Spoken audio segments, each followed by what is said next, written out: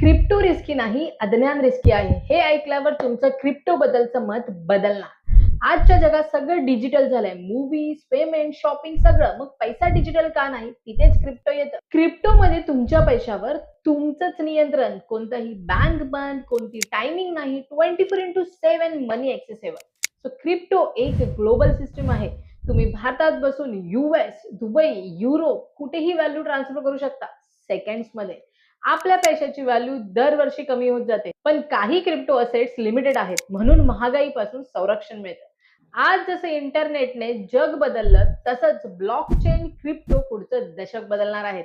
Early entry म्हणजे early opportunity. Crypto धोकादायक नाही, ज्ञानाचा अभाव धोकादायक. सो तुम्ही फ्युचर रेडी आहात का?